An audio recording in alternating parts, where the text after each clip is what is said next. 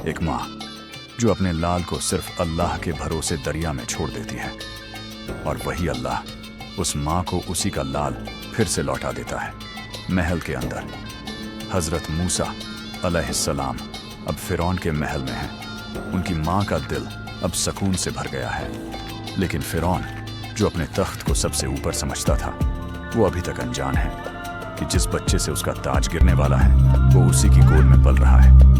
ये कहानी है सब्र, यकीन और अल्लाह की रहमत की, जो हर आजमाइश के बाद और रोशन होती है। एक माँ जिसने अपनी गोद से अपने जिगर के टुकड़े को दरिया के हवाले कर दिया था, आज उसी की गोद में वही बच्चा फिर से मुस्कुरा रहा था। हजरत मूसा अलैहिस्सलाम को गोद में लेकर वो माँ नजरों से उन्हें यूं देख रही थी जैसे दिल कह रहा हो, ऐ मेरे रब, तूने रहमत की हद पार कर दी। पास ही खड़ी थी मलिका, फिरौन की बेगम, जो देख रही थी उस माँ के चेहरे पर लिखी शुक्राने की दुआ। महल के बाग में दो औरतें बैठी थीं, एक जिसने हजरत मूसा अलैहिस्सलाम को जन्म दिया और एक जिसने उन्हें बचाया। फूलों की खुशबू, परिंदों की चहचहाहट और घास पर खेलता वो नूरानी बच्चा, दोनों के चेहरों पर मुस्कान थी, लेकिन दिल में एक सवाल भी, क्या ये बच्चा किसी बहुत बड़े मकसद के लिए भेजा गया है? रात का वक्त था, चांद की हल्की रोशनी, दिए की लौ और मिट्टी की दीवारों के बीच एक माँ सजदे में थी। आंखों से आंसू थम नहीं रहे थे। ऐ मेरे मालिक, जिसे मैंने तेरे हवाले किया था, तूने मुझे मेरी ही गोद में वापस लौटा दिया। सजदा सिर्फ जमीन पर नहीं था, बल्कि रूह ने खुद को अल्लाह की रहमत में झुका दिया था। हजरत मूसा अलैहिस्सलाम अब महल के बाग में खेल रहे थे। हर फूल, हर पत्ता जैसे उन्हें सलाम कर रहा था। उड़ते परिंदे, खनकती हंसी और सर्वेंट्स की दूर से आती मुस्कान। उस बाग में सबसे खूबसूरत चीज थी एक मासूम बच्चा जिसमें नूर बसता था। एक दिन मल्लिका ने मूसा अलैहिस्सलाम को फिरौन की गोद में दिया। वो झुककर उन्हें प्यार से देख रहा था। तभी बच्चे ने मुस्कुराते हुए हाथ बढ़ाया और फिरौन का ताज नीचे गिर पड़ा। पल भर के लिए खामोशी छा गई। फिरौन ने घबरा कर ताज उठाया। मल्लिका ने मुस्कुराकर कहा, ये तो बस एक बच्चा है। लेकिन उस गिरते ताज ने फिरौन के दिल में डर का बीज बो दिया था।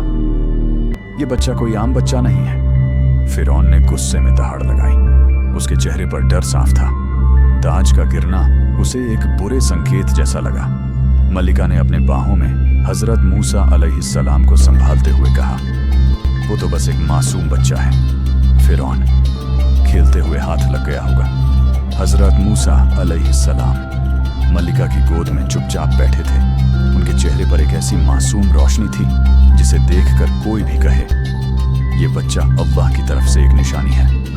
पल भर के लिए महल की दीवारें भी उस खामोशी में कुछ सोचने लगी। एक कोने में माँ चुपचाप बैठी थी, न कोई शोर, न कोई आहट, बस दुआ। ऐ अल्लाह, अगर तूने मेरे बच्चे के लिए कोई बड़ी राह चुनी है तो उसे हिफाजत की चादर में ढांक ले। उसके हाथ उठे हुए थे और रूह झुकी हुई। महल का आंगन रोशनी से भर उठा था। हजरत मूसा अलैहिस्सलाम जमीन पर बैठे थे, लेकिन ऐसा लग रहा था जैसे आसमानी रोशनी जमीन पर उतर आई हो। मल्लिका, महल के लोग सब देख रहे थे। ये नूर आम नहीं था। वो देखता है कि एक बच्चा उसके तख्त की तरफ बढ़ता है और उसका ताज गिरा देता है। तख्त हिलने लगता है और फिरौन चीख कर उठ बैठता है, पसीने में भीगा, आंखों में डर। कहीं वो बच्चा ही, बच्चों, जिस माँ ने भरोसे के साथ अपना लाडला छोड़ा था, उसे उसका लाडला इज्जत के साथ लौटा मिला। और जिसने खुद को खुदा समझा था, वो अब सपनों में भी कांपने लगा। हजरत मूसा अलैहिस्सलाम की कहानी यही नहीं खत्म होती। असल कहानी तो अब शुरू होती है, जहां एक बच्चा नबी बनता है और झूठ को ललकारता है। अब तकरीबन हर कोई देख चुका है। मूसा अलैहिस्सलाम का नूर, जारी रहेगी हजरत मूसा अलैहिस्सलाम की सच्ची और रोशन कहानी।